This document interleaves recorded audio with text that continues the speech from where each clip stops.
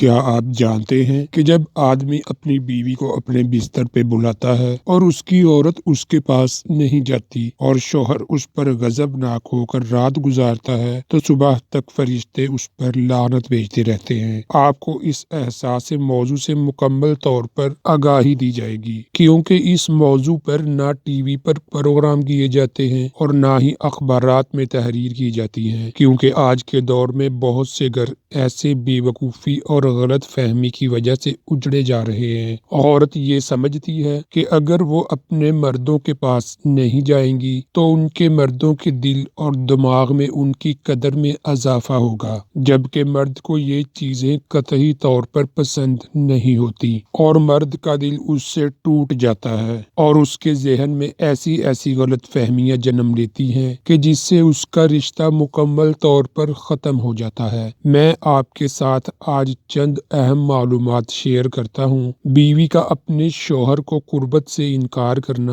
اپنے شوہر کو اپنے نزدیک آنے سے انکار کرنا۔ نبی اکرم صلی اللہ علیہ وسلم کی جامع صغیر میں یہ روایت ہے، آپ صلی اللہ علیہ وسلم نے فرمایا، جب شوہر اپنی بیوی کو بلائے قربت کے لیے تو عورت پر واجب ہے کہ وہ فوراً اپنے شوہر کی بات مان لے، سوائے شرعی عذر کے۔ شرعی عذر کی وجہ سے بیوی انکار کر سکتی ہے، یعنی ایسی کوئی شرعی مجبوری، مثلاً حیض، ماہواری وغیرہ ہو تو وہ الگ بات ہے۔ اگر شرعی عذر نہیں ہے تو آپ صلی اللہ علیہ وسلم فرماتے ہیں کہ وہ عورت فوراً اپنے شوہر کی بات مان لے، خواہ وہ اونٹ کے ہی جاوے۔ اونٹ کی وہ سیٹ جس پر بیٹھ کر سواری کی جاتی ہے، اونٹ پر بیٹھا ہی کیوں نہ بلا رہا ہو۔ اس معاملے کو خواتین جو بیویاں ہیں جو اپنے شوہر کو حق دینا چاہتی ہیں، وہ اس بات کو مد نظر رکھیں کہ جب اس معاملے میں کوتاہی ہوتی ہے تو انسان دوسری جگہ اپنی خواہشات کو پوری کرنے جاتا ہے اور یہ بات پھر بیوی برداشت نہیں کر سکتی۔ اس لیے شریعت نے اس معاملے کی اہمیت بیان کی ہے۔